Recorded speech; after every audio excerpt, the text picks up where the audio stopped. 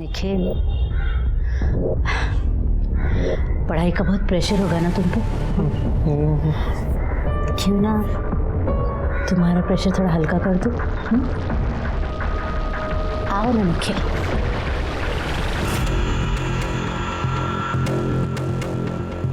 अपने आप को बहुत शानी समझती है ना? वन मोर डे ऐसा एक्सपोज करूंगा ना, खुद आएगी मेरे पास। सेटलमेंट कर दे, सेटलमेंट कर दे। ऐसे नहीं मिलेगा, कोर्ट में आना पड़ेगा।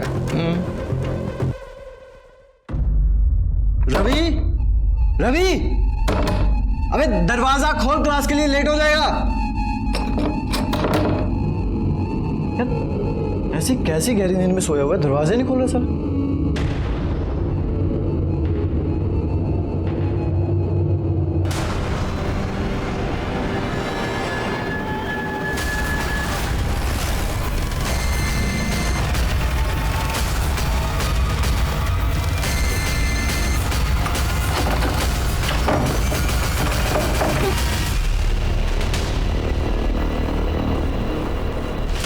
बॉडी को नीचे उतारो।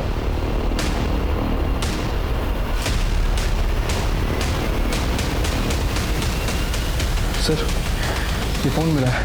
इसको एविडेंस पाउच में डाल दो और देखो कहीं सुसाइड नोट लिख के रखी है क्या। ठीक है। कपिल, ये लड़का कहाँ का रहने वाला था? नासिक। उसके फैमिली को इन्फॉर्म कर दो। जी सर। सर, पूरे कमरे की तलाशी ले ली और बॉडी को भी चेक किया है, लेकिन सुसाइड नोट नहीं मिला है। बॉडी को पोस्टमार्टम के लिए भेज दो। अच्छा, बॉडी को किसने देखा था सबसे पहले? सर, मैंने। सर, रवि रूममेट था मेरा। कल रात जब लैपटॉप में मूवी देख रहा था मैं, तो अरे यार, तू फिर से यहाँ पे फिल्म देखने लग गया है। कल एकता मैम मेरा टेस्ट लेने वाली है, तू बाहर जा, मुझे पढ़ाई करनी। यार हमेशा पढ़ाई करनी है। ठीक है, मेरे नाम का पढ़ लेना तू। जा रहा हूँ मैं। तो आप रात भर हॉल में थे, रूम में नहीं गए? सर, रूम में तब जाता जब वो दरवाज़ा खोलता।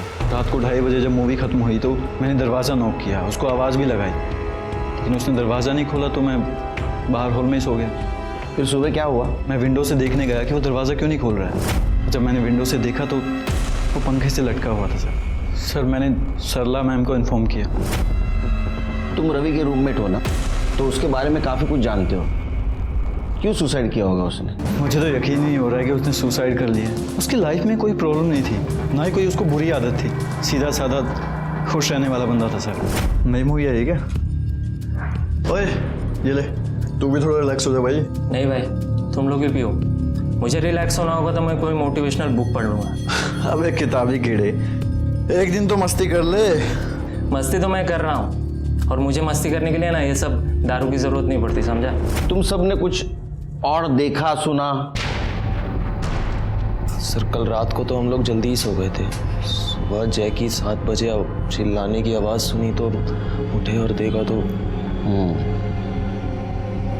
तुम दोनों कहाँ थे? सर, हम लोग रात को अपने रूम में ही थे, और सर हम लोग भी जल्दी सो गए थे। सच बोल रहे हो? हो सर। ये बंगला आपका है? जी सर, ये हमारी पुश्तैनी प्रॉपर्टी है। यहाँ मैं और मेरी बेटी एकता रहते हैं। तो अब दोनों ही रहती है बंगले में? आपके पति नहीं रहते आपके साथ?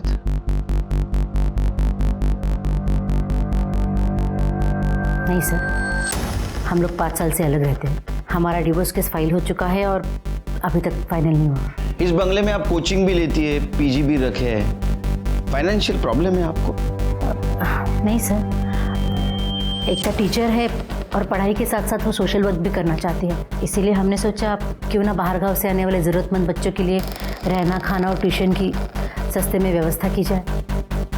रवि उन्हीं बच्चों में से एक था। गरीब घर से था, लेकिन बहुत इंटेलिजेंट था। जय ने बताया आज कुछ टेस्ट लेने वाली थी आप। उसने कहा कि कल एकता मैम टेस्ट ले रही है। जी, टेस्ट? हाँ, जिसकी वजह से रवि प्रेशर में था। नहीं सर, मैं तो कोई टेस्ट नहीं लेने वाली थी। अच्छा, इसका मतलब रवि ने जय से झूठ बोला होगा। सर, किसने किसको क्या बोला मुझे नहीं मालूम, पर मैं कोई टेस्ट नहीं लेने वाली थी।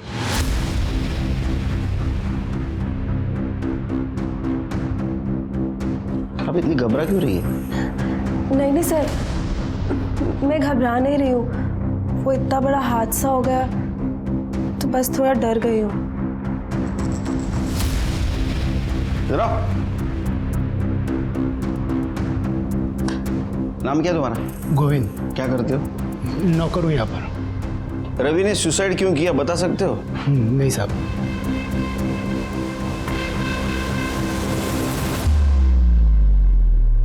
नमस्कार, मैं सीनियर इंस्पेक्टर सुनील केलकर। जब मेरी पोस्टिंग माटुंगा के पुलिस स्टेशन में थी, रवि का यह केस मेरे पास आया। ऊपर से आत्महत्या लगने वाला ये केस अपने आप में बहुत सारे संगीन राज छुपाए बैठा था, जिसे देखकर मैं हैरान हो गया। चिरके, मुझे सब लोग तो नॉर्मल लगे, सिवाय उसका रूममेट जय, निखिल और देवेश। वो काफी घबराए हुए लगे। क्या वजह हो सकती है उनकी घबराने की? एक काम करो, उनका मोबाइल डाटा चेक करो, पता चलेगा। ठीक है सर। वैसे सर वो रवि के फ़ोन को चेक किया है, लेकिन उसके फ़ोन में कुछ मिला नहीं है सर। और सर सबसे अजीब बात, उसके फ़ोन में ना तो कोई फ़ोटो है, ना कोई वीडियो, ना कोई टेक्स्ट मैसेज। फ़ोन पूरी तरह से खाली है उसका। पूरी तरह से खाली है? मतलब हमारे काम की कोई चीज़ हो सकती है। आत्महत्या की वजह? एक काम करो, उसका मोबाइल डाटा रिकवर करो। ठीक है सर। सर, रवीचे आई वडील आलेत।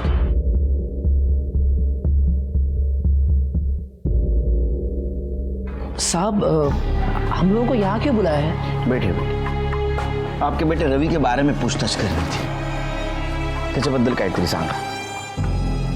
रवि के बारे में? रवि के बारे में क्या बोलना है साहब? रवि हमारा इकलौता बेटा है साहब। हम दोनों कुछ पढ़े नहीं, पर उसको पढ़ने का बड़ा शौक है। हाँ साहब, हम गरीब लोग हैं, उसकी आगे की पढ़ाई कैसे करते ना हम लोग, तो हम लोग ने कर्जा निकाला। नंतर रवि पुढच्या शिक्षणासाठी मुंबईला गेला और बोलता है उसको डॉक्टर बनना है, और डॉक्टर बनने के बाद पूरे गांव की सेवा करेगा। उसे कोई परेशानी थी? हो साहब, मुझे परेशान तो है। क्या है कि वो पिछले कुछ दिनों से फ़ोन करके ना 15-20 हज़ार रुपये मांग रहा है। वो सरला मैडम है ना, जहाँ पे वो रहता है, कह रहा है कि उन्होंने कुछ फीस बढ़ा दी है। साहब तुम्हें बकता है हमारा, हमें गरीब लोग हैं, इतने पैसे कहाँ से लाएंगे साहब? पर साहब ये सब क्यों पूछ रहे हो आप? आपके बेटे रवि ने आत्महत्या की है, उसकी वजह जाननी है हमें। अरे देवा! रवि! रवि! रवि! रवि! क्या हुआ आपने रवि को? रवि तू नहीं जा सकता हम लोग को छोड़ के। रवि! रवि! साहब मेरा बेटा मरा नहीं है, वो खुद को मार नहीं सकता साहब। ये वो क्लास में जाता था ना मैडम के पास, वहां कुछ गड़बड़ हुआ है, उसके साथ कुछ गलत किया है साहब, उसको मारा गया है साहब। मेरा बेटा मर नहीं सकता साहब, नहीं मर सकता मेरा बेटा। देखिए, आप फीस का टेंशन मत लीजिए, आपका बेटा इंटेलिजेंट है, उसे स्कॉलरशिप ज़रूर मिल जाएगी। और हम हैं ही ना, उन जैसे लड़कों के लिए तो हमने इंस्टीट्यूट खोला है अपना। झूठ बोला ये औरत, ये सबसे मीठी मीठी बातें करती है और सबसे पैसा ऐंठती है, फंसाती है ये। कैसी बातें कर रहे हैं आप? क्या बात कर रहा हूं मैं? तूने मारा है मेरे बच्चे को, तूने मारा है, मैं तेरे को नहीं छोड़ूंगा। तूने मारा। क्या कर रहे हो? तू हट, बीच में मत आ, तेरे क्यों ले जाएगी? हट। तुम पीछे। तूने मारा मेरे बच्चे को, बोल पैसे के लिए तूने मेरे बच्चे का खून किया ना? देख अभी ना मेरा खून भी तेरे सर पे आएगा, देख। ये रवि के पेरेंट्स का कहना था कि आपने एक्स्ट्रा फीस मांगी है और उसकी वजह से रवि परेशान था। नहीं सर, एक्स्ट्रा फीस वाली कोई बात ही नहीं थी। आप चाहिए तो बाकी बच्चों से बात कर सकते हैं। हो सकता है रवि ने अपने पेरेंट्स से फीस के नाम से कुछ एक्स्ट्रा पैसे मांगे हो, और इसीलिए शायद उन्हें लगता हो कि उसने फीस की वजह से आत्महत्या की।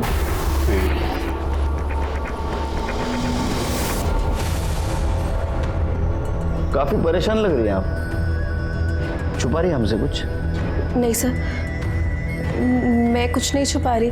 वो बस जिस तरह से रवि के पापा ने माँ पर हमला किया उससे डर गई हूँ। वो तो रिएक्ट करेंगे, उनका इकलौता बेटा जो था रवि, नेचुरल है। लेकिन एक चीज मुझे नेचुरल और नॉर्मल नहीं लग रही। रवि ने जैसे कहा था टेस्ट है, मुझे पढ़ाई करनी है, इसलिए जब बाहर के रूम में आके बैठा था। आप कह रही टेस्ट नहीं थी। रवि के पेरेंट्स का कहना है आपने एक्स्ट्रा फीस मांगी थी, इसलिए रवि परेशान था। आपका कहना है मैंने एक्स्ट्रा फीस नहीं मांगी थी। सच क्या है? सच बताइए, ये तो अंदर करना पड़ेगा। पाटिल मैडम। सर आप ये कैसी बातें कर रहे हैं? हम कोचिंग के नाम से सोशल सर्विस करते हैं और आप हम ही पर इल्ज़ाम लगा रहे हैं। आप चाहिए तो बाकी बच्चों से पूछ लीजिए। गोविंद, बुलाओ सबको। जी क्या गोविंद? नमस्कार सर। कैसा है? ठीक है, बच्चों को बुलाओ।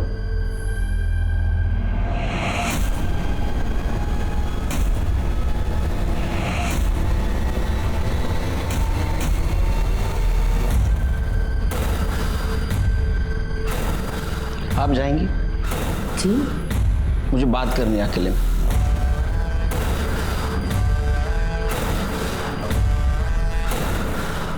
टीचर ने एक्स्ट्रा फीस मांगी थी आपसे?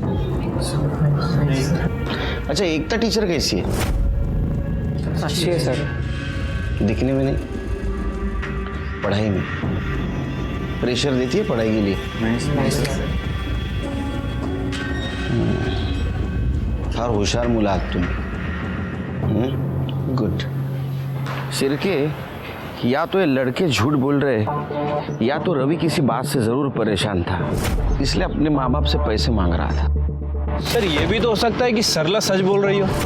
ये लड़के पैसों के नाम पे अय्याशियां करना चाहते हो और इसीलिए अपने माँ बाप से पैसे मांग रहे हो।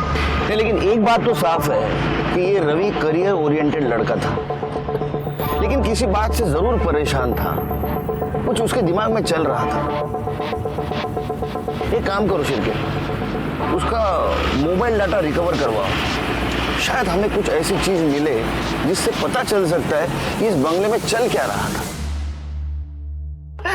हाँ मैडम कह रहे, मैंने किया। कौन से मैडम की बात कर रहे हैं? सरला या एकता? पता नहीं सर, वीडियो के साथ जो मैसेज आया उसमें सिर्फ इतना लिखा है, I have the proof, you will pay. अब ये वीडियो तुम्हारे पेरेंट्स को दिखाऊंगी।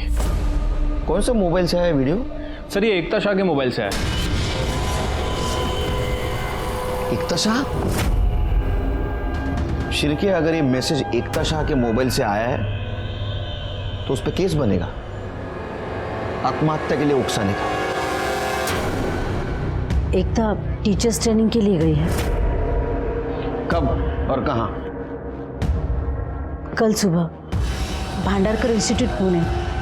वो ट्रेनिंग हमेशा वहीं होती है। कदम, इंस्टीट्यूट में फोन लगा और एकता को लाइन पे ले लो। सर लेकिन आप ये सब क्यों पूछ रहे हो? शिरके, दिखाओ क्यों पूछ रहे हैं।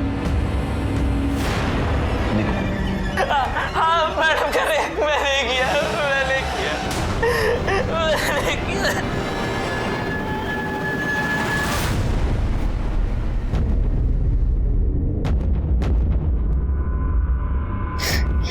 क्या एकता ने?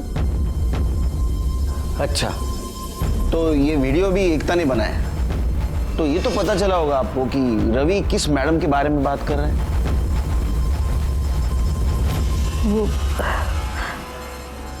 वो मेरे बारे में ही बात कर रहा था सर।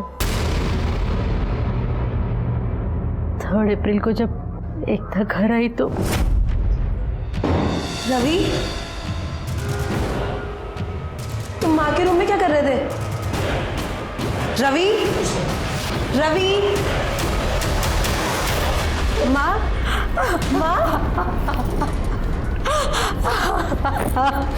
क्या हुआ माँ? बोलो ना माँ, क्या हुआ? माँ क्या हुआ? बोलो।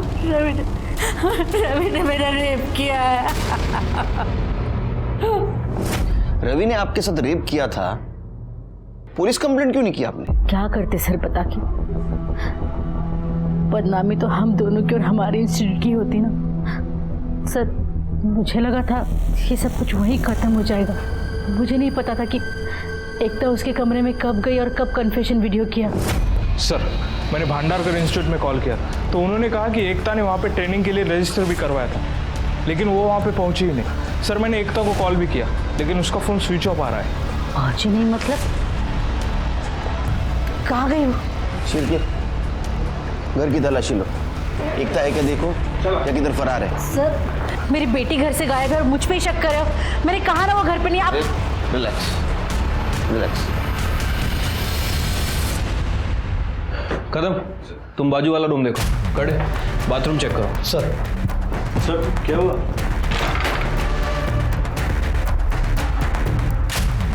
सर बाथरूम में कोई नहीं। सर उस रूम में भी कोई नहीं। तुम लोग इतना घबरा क्यों रहे हो? सर वो आप एकदम अचानक से आ गए तो। एकता कहाँ है? सर हमें कैसे पता होगा? नहीं पता हमें। चलो।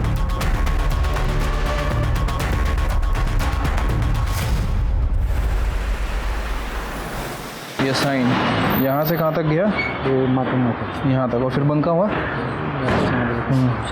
सर एकता के कॉल रिकॉर्ड्स देखें सर।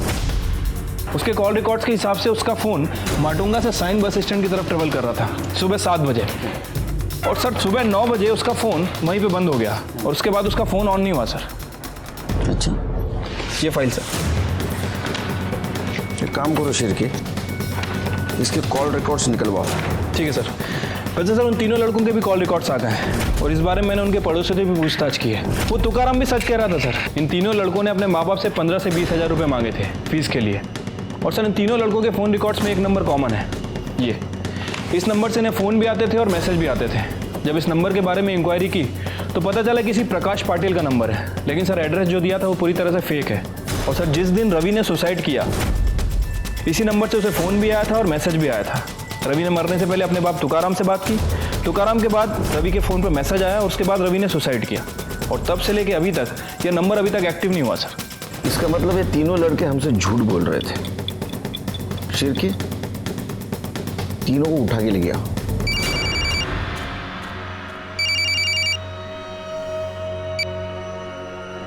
अरे दिवेश फटाफट रेडी हो जा, अरे पार्टी करने चल रहे अपन। देवेश पार्टी वेन्यू पे पहुंच चुका है, तू भी आ जा। Matunga police station. हाँ 30 मिनट से ऊपर टाइम नहीं लेना, नहीं तो पार्टी रास्ते पे होगी, समझा?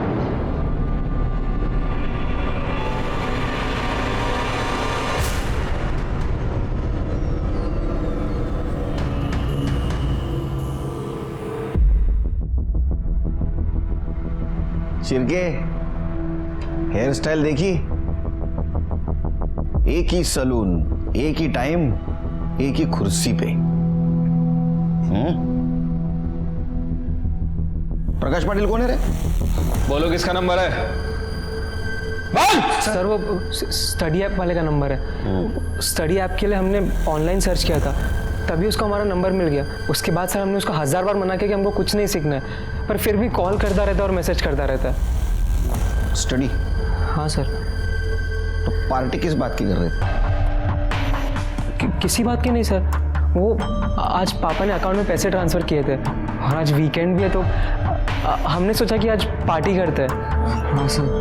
पापा ने? हाँ। जाओ पार्टी करो। जाए? हाँ जाओ। शिरके, इनके बैंक डिटेल्स निकालो। झूठ बोल रहे हैं हमसे, छिपा रहे कुछ तो भी।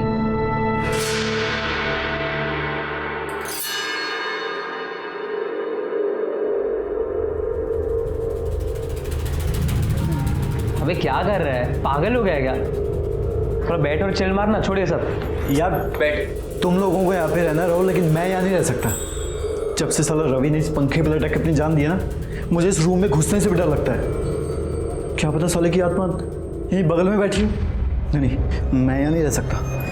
और ऊपर से तुम लोगों ने पुलिस से भी झूठ बोल दिया। यार मुझे इन सब लफड़ों में नहीं पड़ना यार, मैं जा रहा हूँ। अरे सुन यार, पहले बैठ बैठ भाई, तू बैठ। सुन, तेरे भाई ने ना सब इंतजाम कर लिया, समझा? काम कर, बियर पकड़, बियर पी और ठंडा हो जाना। क्यों इतना टेंशन ले रहा है?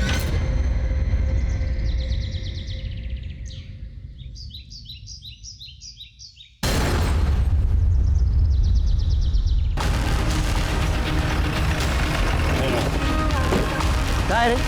इधर है सर। बॉडी पोस्टमार्टम को भेज दो और पूछताछ करो किसी ने यहाँ बॉडी को फेंकते हुए देखा है क्या। और एक काम करो, इसके घर से यहाँ तक का सीसीटीवी फुटेज चेक करो, देखो कुछ क्लू मिलता है क्या। वैसे शिरके, ये सायन से यहाँ क्या कर रही थी?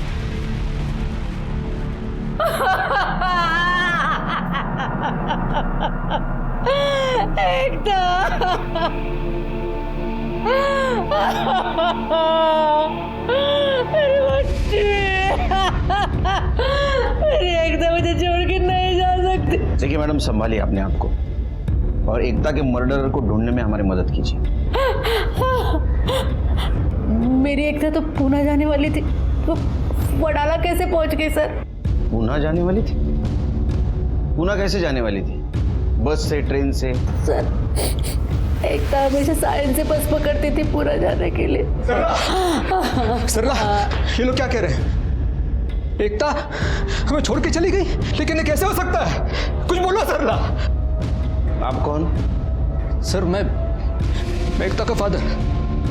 सर, एकता के कातिल को ढूंढने का लिया सर। वो मेरा सब कुछ थी सर, उसके अलावा मेरा कोई नहीं। सरला के साथ तो सब खत्म हो चुका है। कब का ये एकता ने रवि के कन्फेशन का वीडियो बनाया, सरला का रेप किया है और उसके बाद में रवि ने सुसाइड कर लिया और जिसने वीडियो बनाई उस एकता का भी मर्डर हो गया।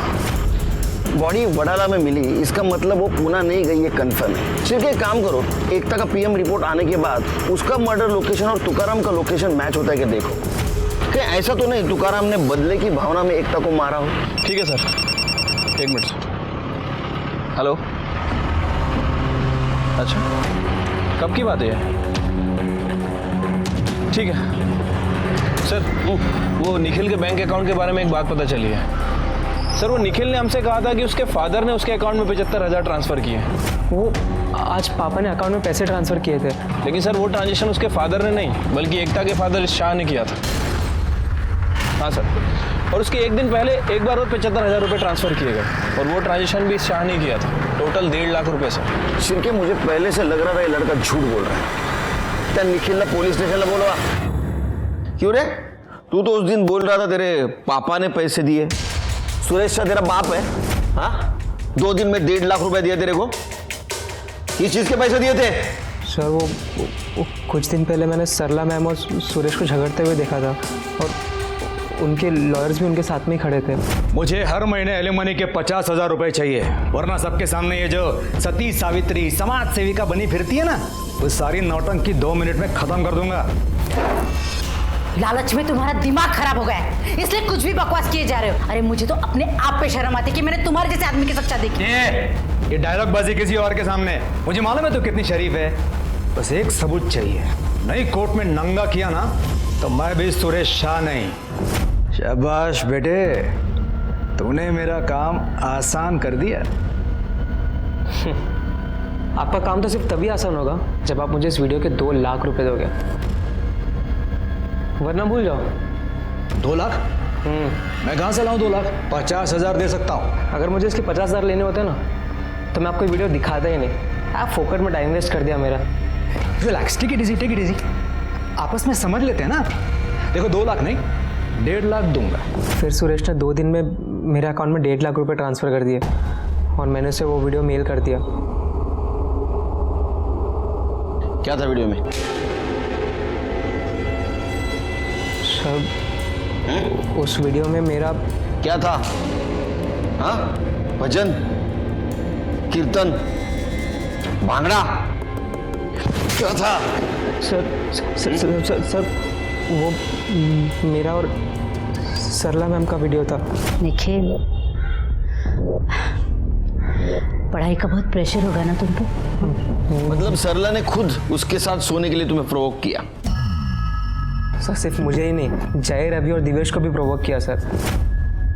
लेकिन बाद में उन लड़कों को छोड़ दिया उसने, शायद उन्हें वो लड़के पसंद नहीं आए। एकता को पता था उसकी माँ क्या करती है?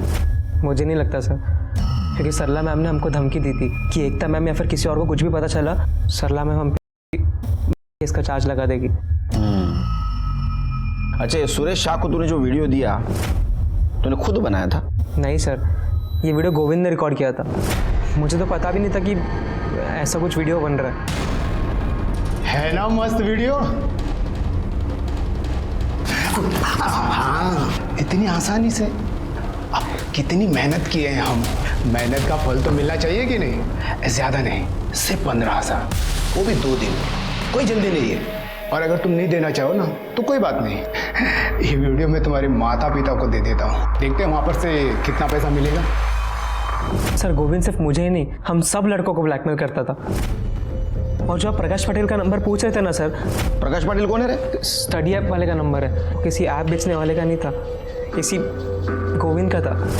वो इसी नंबर से हमें ब्लैकमेल करता था सर, फ़ोन करके और मैसेज करके। सर गोविंद का कहना है कि वो ये सब कुछ सरला मैम के कहने पे करता है, और जितने भी पैसे उससे आएंगे वो सब पैसे सरला मैम के पास जाएंगे। तुम में से किसी ने गोविंद को पैसे दिए थे? हाँ सर, हम सब लोग फैमिली वालों से एक्स्ट्रा ट्यूशन फीस के नाम पे पैसे मंगाते थे। मतलब रवि को पैसे नहीं मिले और पैसों की वजह से उसने आत्महत्या कर ली। हो सकता है सर, क्योंकि उसके पापा बहुत गरीब है, एंड आई डोंट थिंक कि 15,000 देना उनके लिए पॉसिबल है। अच्छा, ये वीडियो के बाद तुम और बाकी लड़के सरला के पास फिर से गए थे?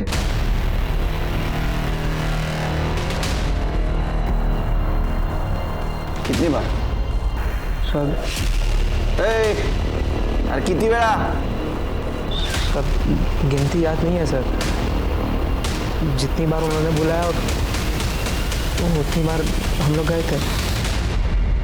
मैंने उन लड़कों के साथ रिलेशनशिप बनाया क्योंकि वो अडल्ट थे, मैंने कोई क्राइम नहीं किया। नहीं, बिल्कुल, ये आपने क्राइम नहीं किया, लेकिन गोविंद के साथ उनका वीडियो बनाकर पैसों के लिए उन्हें ब्लैकमेल किया, यह क्राइम किया।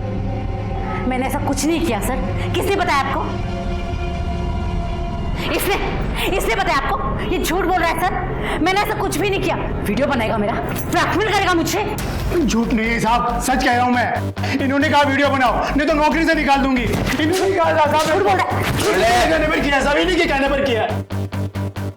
सर प्रकाश पाटिल के नाम पर जो फ़ोन लिया गया था वो इस गोविंद के कमरे में मिला है, और इस फ़ोन में वो वीडियो, वो फोटो सब कुछ है, और वो मैसेजेस भी हैं जो उन 3 लड़कों को ब्लैकमेलिंग के लिए भेजे गए थे। देखो बेटा गोविंद, ये शिरके है ना, मार मार के आधा बना देगा, उससे पहले पूरी सच कहानी सुना दे, समझा? तूने मैसेज भेजा था? हाँ साहब, मैंने भेजे थे। बता तूने उस रात रवि को क्या मैसेज भेजा था? ये कि अगर एक दिन में 20,000 का जुगाड़ नहीं किया ना, वो मैडम के साथ वाला वीडियो उसके माता पिता को दिखा दूंगा। शिरके, इसकी हड्डी पसली एक करो और इस पे चार्ज लगाओ, ब्लैकमेल और आत्महत्या के लिए मजबूर करने का। नहीं तो इसको। मुझे क्यों पकड़ रहे हो साहब? साहब, मैडम का मोबाइल था साहब, इनका मोबाइल नहीं, इनके कहने पर मैंने मोबाइल उठाई दिया साहब। आपको पता है आपने क्या किया? देखिए सर, मैं गोविंद नहीं हूँ, मुझे भी लॉ के बारे में थोड़ा बहुत पता है, और वो जो चारों लड़के हैं ना, वो 18 साल के ऊपर के हैं। हमारे बीच में जो भी हुआ है हमारी मर्जी से हुआ है। मैंने किसी के साथ कोई जबरदस्ती नहीं की, मैंने कोई इलीगल काम नहीं किया। आपकी वजह से रवि की जान गई। आपकी बेटी आपको इनोसेंट समझती थी, और रवि से कन्फेशन के चक्कर में वो खुद कल्प्रिट बन गई, इसीलिए उसका मर्डर हुआ होगा। आपने दूसरों का नहीं, खुद का घर उजाड़ा है। आजकल सब पुलिस को लॉ सिखाते हैं।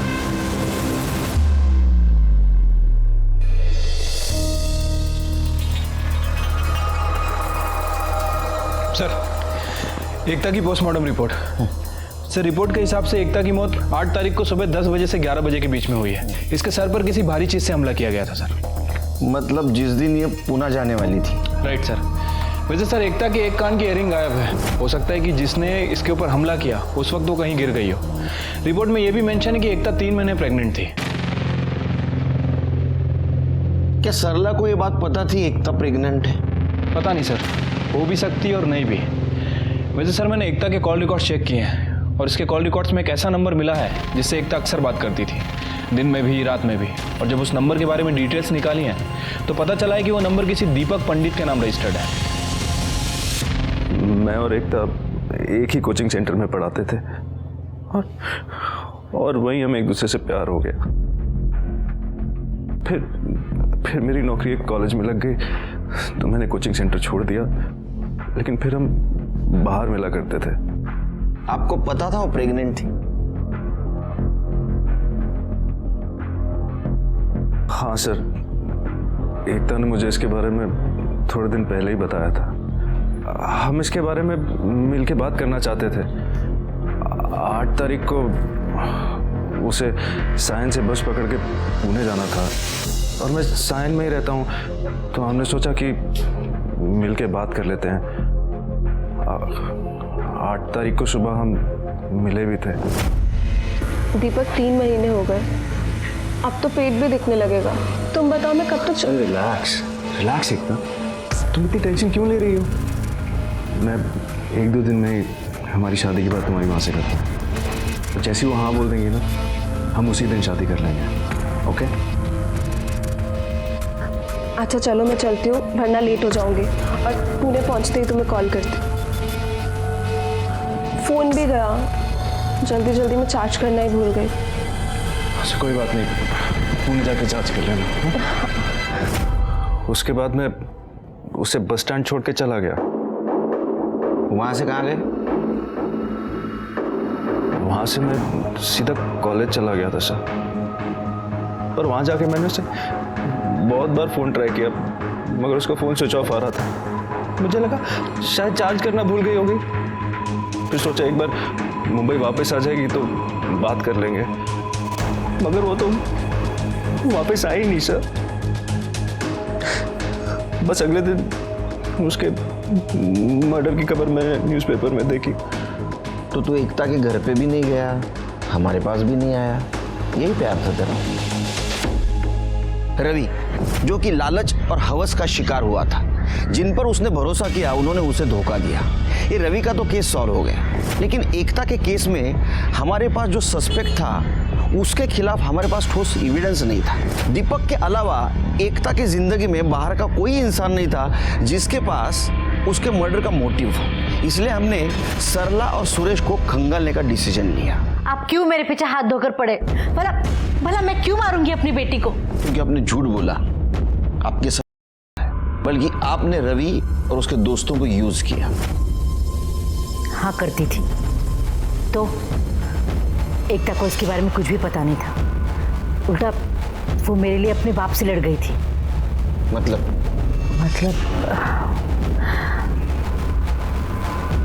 जिस दिन एकता पुणे जाने वाली थी, उसकी एक रात पहले सुरेश बहुत शराब पीकर घर आया था। अपने आप को बहुत शानी समझती है ना? वन मोर डे ऐसा एक्सपोज करूंगा ना, खुद आएगी मेरे पास। शेड्यूलमेंट कर दे ऐसे नहीं मिलेगा, कोर्ट में आना पड़ेगा। जो करना है कर लो, हिस्सा तो क्या, तुम्हें एक फूटी कौड़ी भी नहीं मिलेगी। अरे जा अगर एकता नहीं होती तो मैं जिंदा नहीं होती। एकता, तुम इस गिरी हुई औरत के लिए तुमने मुझे, अपने बाप को मारा। अगर मेरी माँ को कुछ कहा ना तो मुझसे बुरा कोई नहीं होगा। जो लड़ाई लड़नी है कोर्ट में लड़िए, यहाँ नहीं। चलिए जाइए यहाँ से, मैंने कहा निकल जाओ यहाँ से।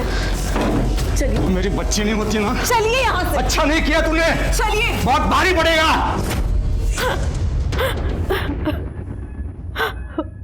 सर, सुरेश नहीं मारा है मेरी बेटी को, उसने जरूर उस दिन का बदला लिया है।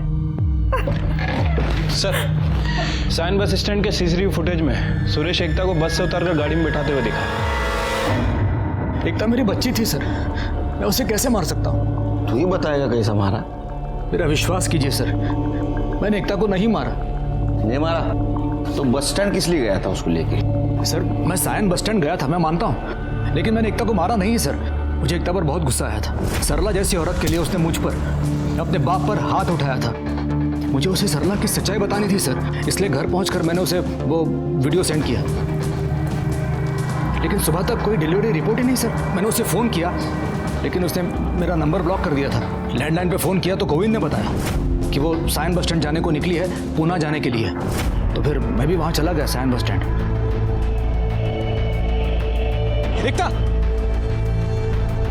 एकता बेटा, बेटा रुक जाओ प्लीज। देखो कल रात जो भी हुआ उसके लिए माफी चाहता हूँ। आई एम सॉरी बेटा, एक बार आखिरी बार मेरी बात मान लो। मुझे आपसे कोई बात नहीं करनी। एकता, एकता ऐसा मत करो प्लीज। देखो कुछ बहुत ही इंपॉर्टेंट मैं तुम्हें दिखाना चाहता हूँ, कुछ बहुत इंपॉर्टेंट है। प्लीज बेटा। मैं उसे वहां से दूर लेके गया और सरला और निखिल का वीडियो दिखाया। नहीं पापा, माँ ऐसा नहीं कर सकती। जरूर निखिल ने कुछ किया। निखिल ही नहीं, तुम्हारी माँ ने सबके साथ ऐसा किया है। रवि ने तुम्हारी माँ का रेप नहीं किया था, तुम्हारी माँ ने उसे फंसाया था अपने जाल में, फिर खुद बचने के लिए सारा इल्जाम उस बेचारे लड़के पे डाल दिया। वो रोते रोते अचानक गाड़ी के बाहर निकली और चली गई, फिर मैं भी वहां से चला गया सर। ये तुम्हारा विजन भी तो हो सकता है। उसको तुम बस स्टैंड लेके गए, फिर वहां से वडाले ले गए, उसको मार दिया और जंगल में फेंक दिया। नहीं सर, नहीं, ऐसा कुछ नहीं हुआ सर। उसके जाने के बाद मैं भी चला गया ऑफिस जाने के लिए नरीमन पॉइंट। सर मेरी बच्ची थी वो, मेरी प्यारी बच्ची, मैं कैसे मार सकता हूँ उसे? मेरा विश्वास कीजिए सर। शिरके सर, इसको अंदर लेके जाओ। सर जब तक सच नहीं बोलेगा ना, पानी भी नहीं दूंगा सर। पानी दिखाना भी मत उसको। प्लीज चले, बट प्लीज मेरा विश्वास कीजिए सर। सुरेश शाह को हमने हिरासत में लिया था, लेकिन कुछ फायदा नहीं हुआ, क्योंकि उसका मोबाइल लोकेशन ये दिखा रहा था कि वो 11:30 बजे सायन से लेके नरीमन पॉइंट तक ट्रैवल कर रहा है, और उसके ऑफिस के सीसीटीवी कैमरे में भी वो दिख रहा था।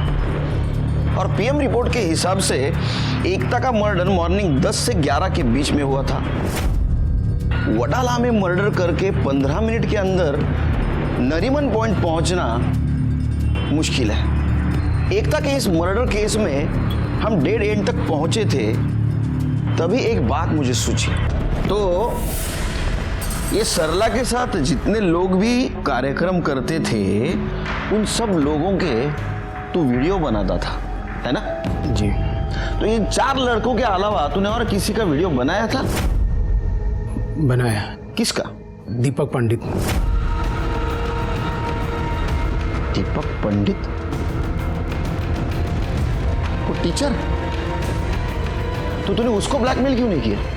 किए थे सब, लेकिन वो लीडर निकला साहब। बोला जो करना है करो, एक पैसा नहीं दूंगा, और मुझे ही फंसाने की बात कह रहा था वो। कुछ लेने के देने ना पड़ जाए, इसलिए मैं भी सोचा जाने दो। अच्छा सिरके, इसका मतलब ये दीपक का अफेयर सिर्फ एकता के साथ नहीं, उसकी माँ सरला के साथ भी चल रहा था। जब मैं उसका ट्यूशन देने जाता था तो मेरा सरला के साथ रिलेशन था। तो ट्यूशन बंद हो गई, तेरा ये सब कुछ बंद हो गया, तो उसको मिला नहीं? मिला ना, लेकिन मेरा उसके साथ कोई अफेयर शफेयर का लफड़ा नहीं था। मैंने डिसाइड कर लिया था कि मुझे एकता से शादी करनी है। मैंने सोच लिया कि ये सब काम मैं छोड़ दूंगा। देखा सिरके, कितना जेंटलमैन आदमी है ये, ईमानदार। चल सुना, ईमानदारी की कहानी सुना।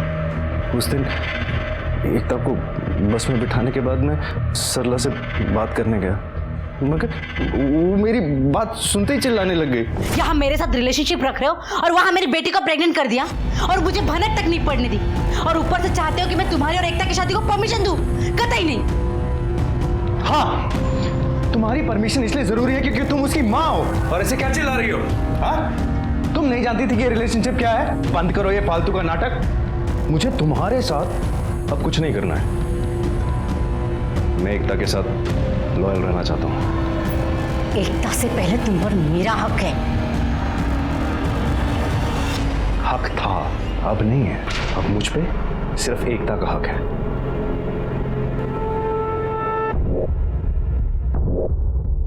अच्छा, तो फिर एक आखिरी बार, फिर तुम्हें जहां जाना है वहां तुम चले जाओ। मैं जानता था कि सरला मुझे इतनी आसानी से नहीं छोड़ेगी। माँ, माँ,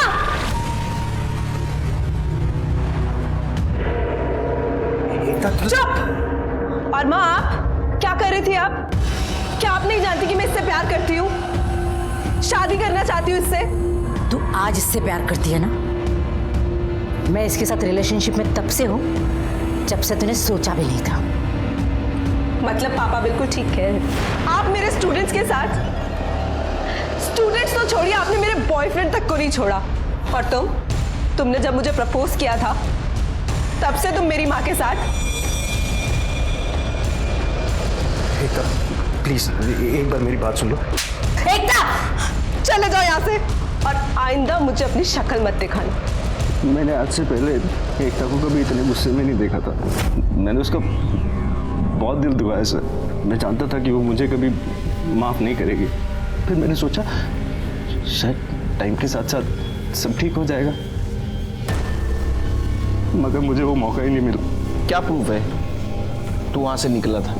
हाँ, अरे ऐसा भी तो हो सकता है कि तेरे को एकता ने देख लिया उसके माँ के साथ, तुझे लगा अब अपनी बदनामी हो जाएगी, तूने एकता को मार दी। सर मेरे पास कोई प्रूफ नहीं है, लेकिन मैं एकता को मार नहीं सकता सर। मैं उससे बहुत प्यार के पंछी, बहुत होगी तेरी कहानी। पिछली बार भी यही सुनाया था, सब झूठ है। सच कहानी क्या है ना, लिख के रख, और तेरे कुछ सुना नहीं हो मुझे बुला, तब तक यहीं बैठने का कर रे। इधर बसून ठेवायला हो सर।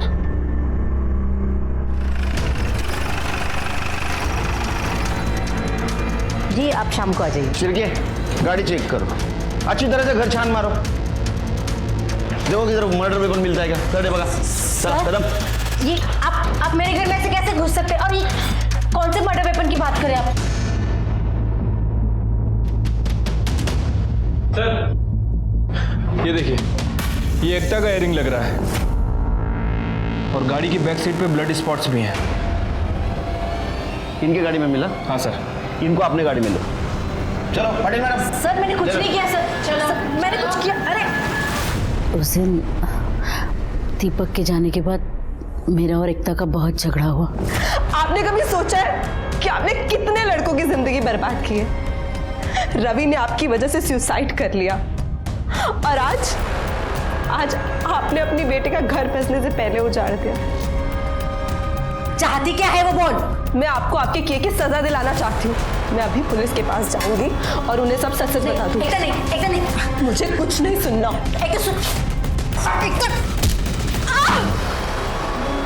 डर और गुस्से का इस्तेमाल गलत जगह करने का नतीजा बहुत भयानक हो सकता है। जैसे हुआ रवि और एकता को मौत से पहले आने वाले गुनाह की दस्तक जरूर मिली थी, लेकिन उसने उसे अनसुना कर दिया था। सरला का रवि के साथ संबंध रखना और उनकी वीडियो को लेकर गोविंद का ब्लैकमेल करना, ये दोनों रवि के लिए दस्तक थी। सरला का एकता को हमारे यहाँ आने से रोकना, ये एकता के लिए दस्तक थी, लेकिन दोनों ने उसे अनसुना कर दिया। अगर वो उसे पहचान पाते तो शायद वो जिंदा रहते। लेकिन ये कहना बहुत आसान है कि अगर ऐसा होता तो, वैसा होता तो, लेकिन सच मानिए तो जिंदगी और मौत के बीच में सिर्फ एक दस्तक का फासला है, उसे पहचानना बहुत जरूरी है। इसी के साथ मैं सीनियर इंस्पेक्टर सुनील केलकर आप सबसे विदा लेता हूँ। फिर मिलेंगे अगले एपिसोड में, तब तक के लिए सतर्क रहिए। देखते रहिए क्राइम पेट्रोल दस्तक। मकसद बताना नहीं, बचाना है। जय हिंद।